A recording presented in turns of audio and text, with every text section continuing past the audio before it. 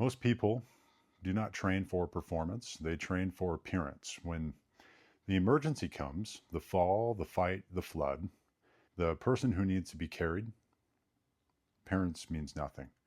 Capability is everything. Hard to Break is a training philosophy built on a simple belief. If you get genuinely good at the fundamental patterns of human movement across 3 planes of motion, and you maintain that capability over decades, you become the kind of person who shows up when it matters. Not just for yourself, for the people around you. What Hard to Break is not. Clarity about what a philosophy excludes is as important as what it includes. Hard to Break is not a performance sport program. It is not focused on aesthetics. It is not built around a single tool. It is not about maximum output. It is not for athletes only, and it is not about complexity. Hard to Break is a durability and capability system built for life.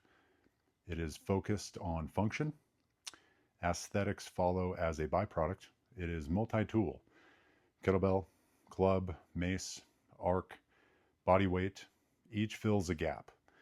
It is about sustained output across decades. It is for anyone who wants to be capable when it counts.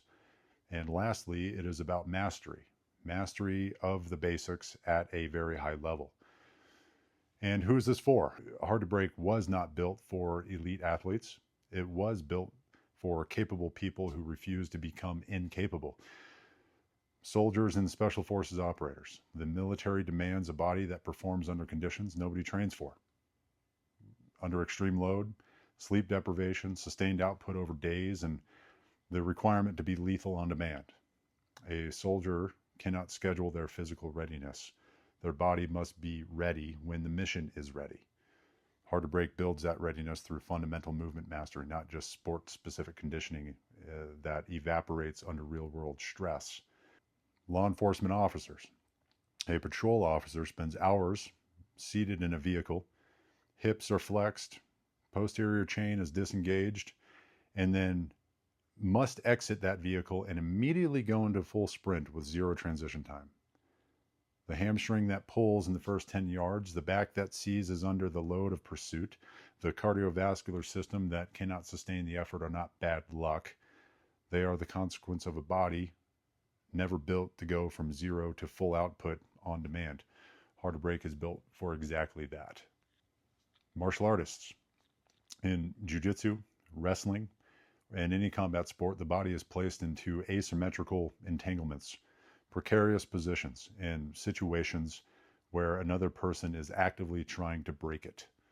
Symmetrical training does not prepare you for this. The body that survives and prevails in those exchanges is the body that has been built through asymmetrical loading, rotational power, and the ability to endure sustained physical stress. That is what Hard to Break trains.